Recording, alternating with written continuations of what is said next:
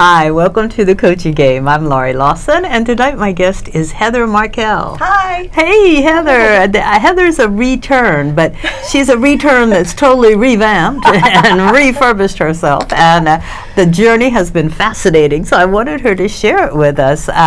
And you may remember her from, gosh, I think it was 2 years ago at least. From 20,000 years ago. When she was a totally different person, so it doesn't There weren't even buildings then in New York. Exactly. It's amazing. So if you remember her, it doesn't matter because she's totally different now. Totally transplanted personalities. That's it. So let me tell you that the Coaching Game is based on points of view, the Coaching Game, and what this is one of the best coaching tools I've ever seen. And it's a series of 65 cards with all kinds of other things, each designed to bring right and left brain thinking together. So what we might do later if we have some time is just draw a card and see how it relates to things that we've been talking about. But first, catch us up. She was the sales and marketing guru for the Bull Buster Cafe, which was pretty edgy and a little sexy. Yep. And now, well, tell us where you started and where we're going and where you are now. Yeah. So I started out as the Bull Buster Cafe, and the question everybody kept asking was, "Are you a restaurant?" Logical question, but no, I am not a restaurant. I do like eating. I love coffee, but no. Really? I actually have an espresso machine too. But Nexpresso, right? Nespresso, yeah. She was George touting. Clooney has not visited me, but I'm still waiting. She's been touting that for 2 years now, and cried when her old one broke. But yes, you remember that? I do. So it was a big scene, really. Yes. If I don't have my coffee, So. Well, bull busting all started actually, the journey, so to speak, was I was doing expat coaching, and then... Oh, I forgot about that. Yeah, that is how you started, right? Yeah. And then I was at the time in a relationship that wasn't the right relationship for me. And I was having trouble disengaging. And once I did, I realized that what kept me stuck in that relationship was what I learned was this bull in my head, all these thoughts and behaviors I generated from the thoughts in my head, and those were because I had created judgments about myself to avoid being myself. And that's really powerful because when I extracted myself from it, I thought, wow, this bull really kept me stuck. I know I wanted to be over here. I couldn't get out of here. And I started looking around. I'm like, oh my gosh, business owners do the same thing. They want to grow their business. They want more clients. They want more cash. And yet they've created all these judgments about each sales and marketing strategy and who they are if they use them. Or judgments have been passed down because I find there's wisdom about business that you know what? If you stay in that box, I guess it's true. But yeah. So the Bull Buster name came from this. I was like, oh my God, I have this bull and I have to bust it, and I did bust. And that's kind of the evolution of that name. We were talking a little bit about kind of the branding concept. When I was the Bull Buster Cafe, and even initially when I became Bull Buster Business Coaching, which was the logical next step. Yes. I had all these bulls. And my God, I went nuts. They were so cute. They're adorable. They're so adorable. And she spent a fortune on having them made. I did. I still have them. I love them. But as I got more and more clients, I started getting feedback that people actually were not hiring me because of the bulls. They were hiring me. Which is probably a good thing, right? yeah. They were hiring me because they believed that I had the expertise to help them get where they wanted to go. And I think the defining moment was when I was hired I was really flattered actually, this very successful woman hired me, and she said to me that, you know what, I almost didn't hire you because I thought you were kind of like a cartoony joke. And I'm like, oh yeah, I get it, right? and I met with a branding expert, and I had the hardest time when we talked about the bull needs to go, right? The name is great, the name is very catchy, but even though that name may also change at some point, but initially the bull design had to go, and it took me months to wrestle with. But they're part of me. Logo gone wild, but they were very cute. I have to say, they were very cute. But you know, when I let them go, I realized, oh my God, the bull was actually all about me needing to express me, and my business is about you, not about me. Interesting. Yeah, very interesting concept. Yeah. And then as I let go of them, I was able to step into what's becoming the next phase of bull busting, which is the energy work that I'm doing. And it's why I changed my website over to bull2brilliance.com, because what I'm really doing is shifting people out of those thoughts and judgments and behaviors and into their natural brilliance, which is found in their natural energy state, which is what I help read. And then I help them define their sales and marketing strategy based on their energy. So everyone is different, and I'm trying to get to their natural energetic state so that I can then help them flourish in sales and marketing and use the tools that are right for you, rather than you trying to follow. There's so many sales and marketing tools out there. And I think one of the first places I see people is overwhelm. What should I use? And they're trying to use everything, and they're just not working. It's almost like dining books, or just once you think you might have one mastered, a better one comes along, supposedly a better one. And the same way I find that as soon as I became a coach, and this was way back when, the marketing started toward me, and you've got to do this for sales, and you've got to do that, and some worked, some didn't, and finally you go, this doesn't, authenticity is really important. You've got to be true to yourself, and really do. What works for you is not going to work for me, Well, and the other thing I found is the same thing that happened in my relationship that was happening in my business was I was trying to follow someone else's predefined idea and rules of how my life should be, how my business should be, and I'm following your rules, not mine. And I kind of woke up and I'm like, oh my God, I'm living this life that apparently is great for you, but it isn't for me. And my business also, like, I'm following your rules, and again, my business is not representative of what I want. Yeah. So I really learned the lesson too, that you gotta follow your own rules and create your own path to make your, whatever it is that you want to happen, you have to create it from you, not from someone else. Yeah, and certainly you can steal, you can certainly steal ideas that you think might work for you, but first you have to, and I think that's what you're saying, define your core, and what is it that's going to resonate with you, and then what will enhance that. Yeah, because I think that other people do things, and of course we want to try, we want to tap into, but ultimately you have to take this, part of this and part, it's like grabbing different elements of different recipes and making your own recipe. Yeah. So at the end, it all has to be you, and the way, so we're using, there's a core set of tools and strategies, yes, but the way you're going to use them is very different depending on who you are as a person. And selling is a great example, because some people are outgoing, gregarious, Laurie, buy from me, I'm awesome, this is good, we're going to have a great time, and other people are really shy. Laid back, and, and like Laurie, it's been really nice to talk to you. They're just not gonna. They're not gonna sell the same way, and they shouldn't sell the same way. No, and I'm not the aggressive, gregarious. It's like, so if I tried that, people are gonna, what is wrong with her? But you should maybe make a comedy show out of that. Really, you're not being yourself and being funny. Yes. Well, let me ask you something. I know because, and I hope I'm not getting this wrong, but you used to, under the Bull Buster Cafe, send out great tips. Like, this is bull, it's like a bull buster tip for today. Do you still do that? I don't right now. Okay. I'm actually, as I'm getting more and more into the energy, and I told Laurie earlier, I've just started seeing auras, only with my contacts out, but so I'm not seeing yours or yours right now. Oh, good. But yeah, so I'm kind of starting to redesign and rethink, what does this mean, and how does this all fit together? So there will be more tips, but they're just a little bit different, because again, as I was moving away from the bull, I just had to kind of think, how do all the pieces fit together in this bull to brilliance journey, so that everything is in flow with what I do. I love that you didn't totally discard your foundation. Well, and I don't know, your foundation is coaching, and it was expat for a while, and then it was like, okay, suddenly you realized I need to do some bull busting here and get the truth on, and that you've created it, and it's a part of your journey, which is good. A lot of people go, okay, that's it. I'm not going to be health and wellness anymore. I'm going to do career, you know, which it's all intertwined. If you it really is. And I mean, bull busting originally was actually for people stuck in relationship and career, because that's, you know, I was stuck in relationship, and this was really relevant. But once I moved past that, I realized that, and this is important too, you realize that the people that you want to work with, often as we evolve, so does our ideal client evolves too. And so I realized that the type of person I work with best is actually not the person that's stuck. It's the person that's been stuck and is done and wants to be unstuck.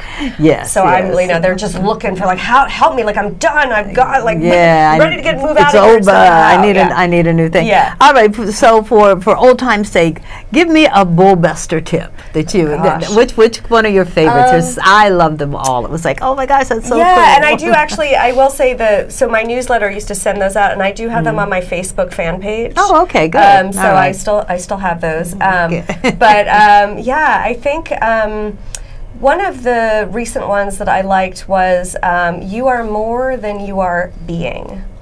Because I think we get stuck in sort of like, I am to this, I'm not enough of this, and it's like, and at the end of the day, we're so much more than just a body. And even as I'm, you know, tapping into energy and now the aura, I'm literally seeing how much more we are than just the given. So, and that was something that just came to me a few months ago, and it's funny because it came to me, and now I've been watching that tip to myself, you know, like grow and grow. No limitations. It's and actually, and what was I just had that was a limitation that something about I'm trying to think of the words that if you believe that you can't do something, it's just a limitation in your thinking.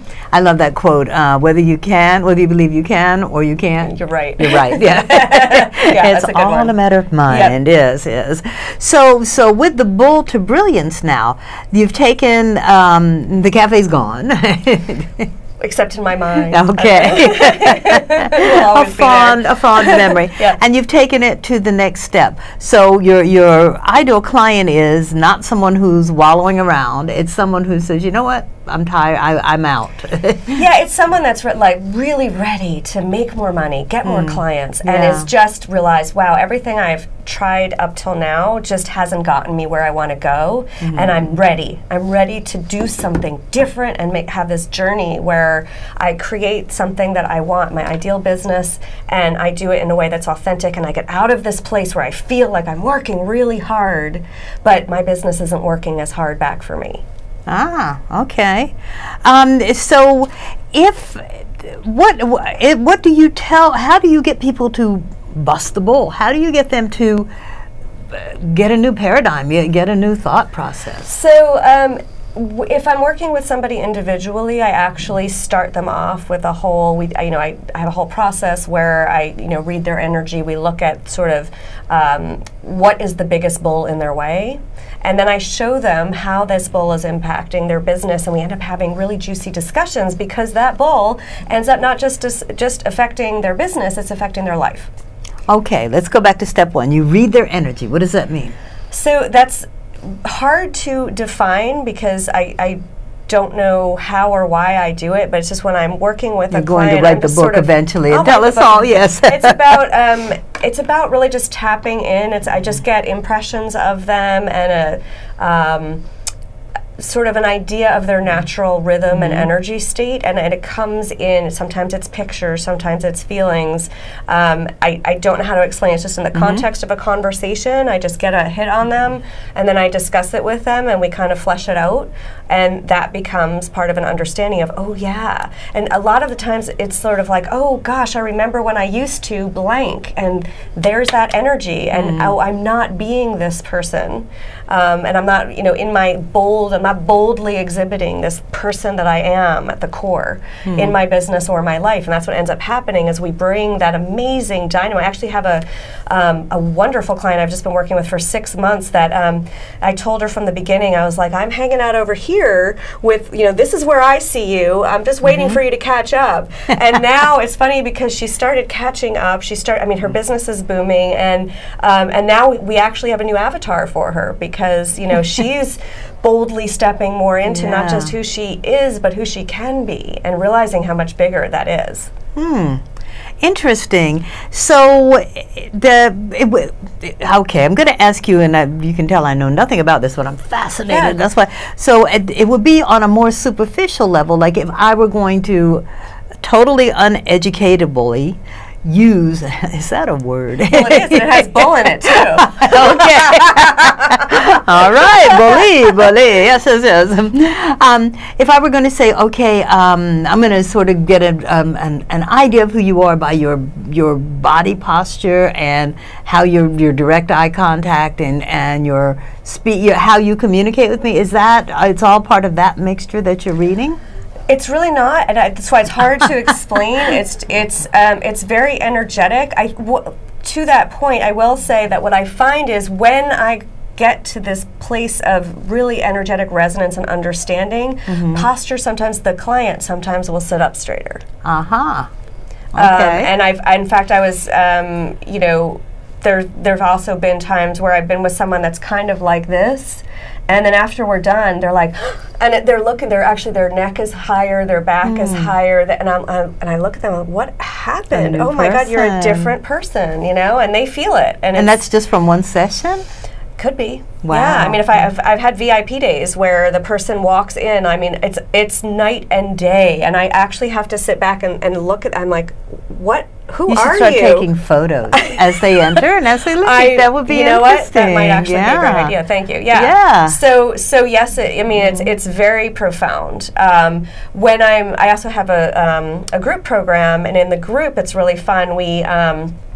We basically explore brilliance in a little bit of a different way and sort of get into, well, how are you, if I know their energetic resonance and that comes out on the call, then we'll bring that in. But we also talk about, because the word brilliance actually can be interpreted in many different ways, right? There's the energy element. Absolutely, and defined by different people. Right. Sure. And so there's, what are you brilliant at? What would other people knock you on the head and say, Laurie, I can't believe you don't make a business out of blank, and you sit there and you go, but that's so easy. Why would I do that? Really? Taking for granted. I noticed that once when I had the director care business, and I knew someone who couldn't bill because she couldn't write up the case notes in order to bill, and I'm going, that's so crazy. And it's like, no, not everybody can write. And that is such a good point that you made. Not everybody can do what you do, and don't take it for granted, because there are people out there who are limiting themselves because they don't have what you consider a natural talent. Exactly. And so when we discuss the core sales and marketing strategies on our group program, I often try to go individually into what is your natural brilliance, Laurie, and so how can we bring that into this strategy and what you're trying to accomplish, and we talk that out, and it's really powerful. And so they leave the call with some immediate actionable ideas that they can go and put into work for them. Now you're telling me that you can read energy via the phone. Yes. Wow. Phone or in person. Okay. It's really, because energy's energy. Energy's everywhere, right? It travels, and it's. I honestly, I used to question, what am I doing? How am I doing it? And I don't know. And it kind of doesn't matter, because at the end of the day, it's like I'm tapping into the person I'm talking to and really understanding them at a really deep level, because a person can say anything. My biggest frustration is this, and I'm trying to go over here, and then boom, once we get into the energy, that's where the real discussion starts. Because I've had calls where I'm not crying. Sorry, my contact is the one that's preventing her from seeing the aura. Yes. So I've had calls where we're kind of not getting too far, and then I've called out the energetic state that I'm feeling and seeing. and the person just all of a sudden starts talking. It's like something is released and they're free to talk about what's really happening. That's amazing, because I do some mentor coaching, and and everybody's always looking for the, especially new coaches, the right question. I want the right question. Go forget about the question, coach the energy. Just go with the energy, go with the emotion, because the story, who cares? It's just the emotion that's going to do it. And I think as a trained coach, I remember that teaching, and that's absolutely relevant, only I'm experiencing it totally differently now, because experience it from the way that it's taught, and it's like, well, how am I coaching energy? What is energy, and trying to latch on to the part of the call and what's asking the right questions, because instead of asking the right question now, I'm really kind of like, let's just disregard. It's like I'm pulling the fog away. I'm like, oh, there you are. Oh, I love that. And then we have the talk from here, with the fog moved away. All the facades are broken down and the walls and everything. You mentioned a VIP day. Yes. What is that? So VIP day is where I spend an entire day with a client. I do half days and full days, and we really get all the work that might take 3 or 6 months to do. We do it in one day. And we do both. We're tapping into the energy. I bring in numerology. It's really fun. And we do the bull, and then we plan out, where they're trying to take their business in that moment. Wow. And look at the core strategies they should use over the next period, 3 or 6 months, and how they will best use those strategies. And we go really in depth. We give them an action plan, and then they go get to work. That's amazing. So if someone is just starting out a business, then they might want to do a VIP day with you. It's powerful. Oh my God, it's such a powerful, a start to taking off, and really getting a lot of clarification, a lot of clarity, really zoning into, well, what have I been doing that's getting in my way? How am I going to shift this? And then feeling really inspired and excited about, moving it forward. And then there's like a couple of support calls after. So it's not like, because I hate when you have, I don't know if you've ever had that, you do something and you're like, oh my God, I'm so excited, I'm so fired. And you have pages of notes, and it's like, then, oh yes. And then 3 days later, you're like, where was that note? And I hate leaving people at that place, right? So I give them support after as well. Wow, that's pretty powerful. So if you do a half day, it's condensed and it goes even faster, or it's in stages? It's condensed, and a half day is better for someone that maybe wants to focus on one specific thing, and the numerology and all that probably wouldn't be part of it, because it's just it wouldn't be enough time to go deep into some of those things. So it's really more about kind of like, where's your business now, and taking a look at sort of like 1 or 2 core strategies that you could just kind of reboot right now, and then just using that to sort of supercharge and recharge the business. Okay, so I hear you saying it's perfect for people who are just starting a business, and also perfect for people who are rebranding, refurbishing, totally changing the direction of their business. Sometimes actually I'll work with a longer term client, and actually we get to, I'm with one of my clients now, like we get to this point where things are changing radically, and a whole new, as I put it to my client, it's like you're on top of, you've reached the top of your mountain, and you start out, you're just so excited.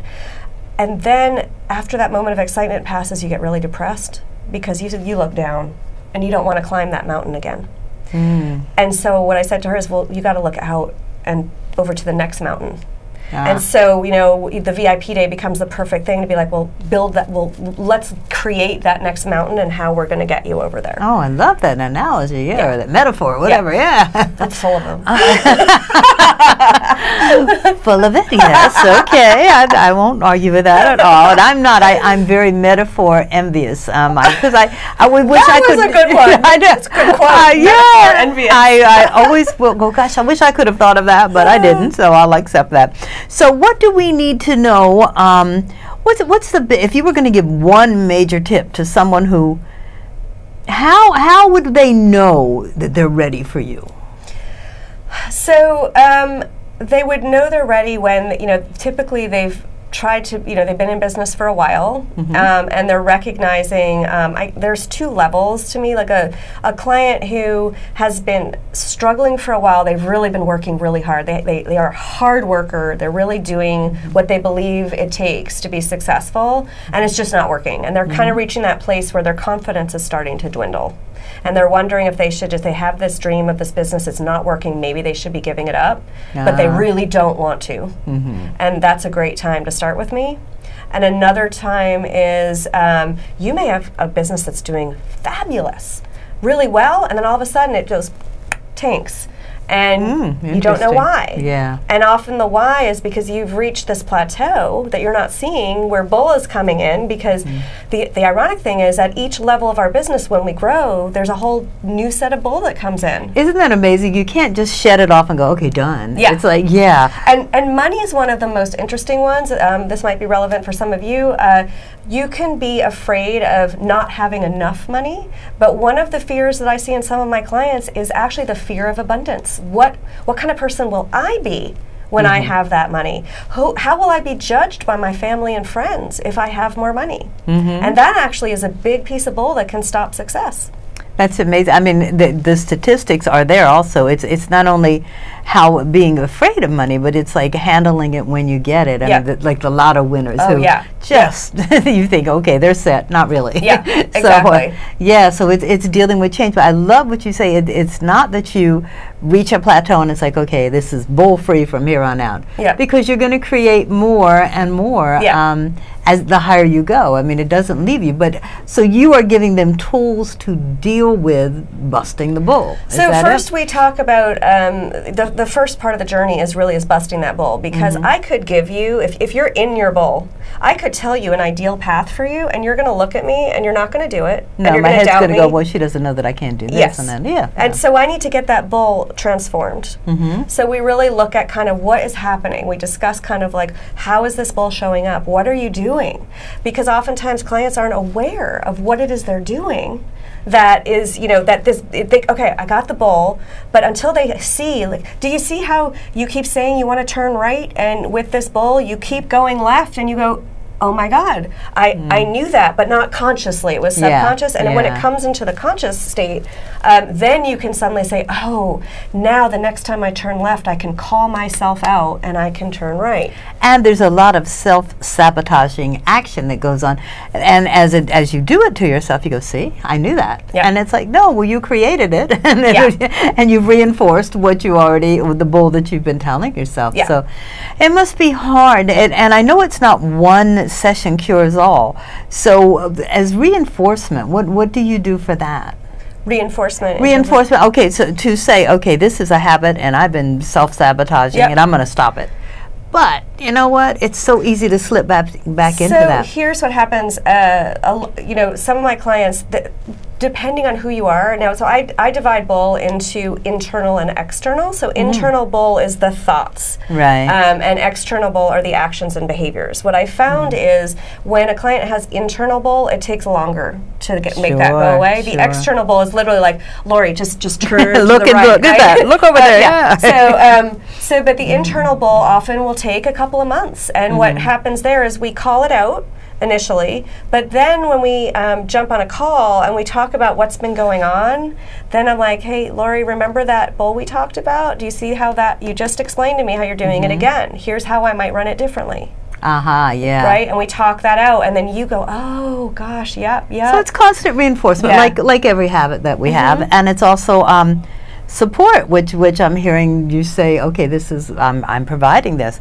Believe it or not, we've got like 40 seconds left. Are you kidding me? We didn't even pick a card yet. I know. I guess we'll have to pick a card offline and see what happens. But I want to go check out Heather's website, Bull to Brilliance, which is at the bottom of the page there. And I think you're going to find, as she's dropped a million pearls of wisdom, and I could only pick up so many, so I'll have to have her back so we can continue this. But I want to thank you so much for coming on again and sharing this exciting journey that you're on and explaining to us all the cool and innovative things you're doing. So thank you, Heather Markell. Thank you, Laurie Lawson. This has been so fun.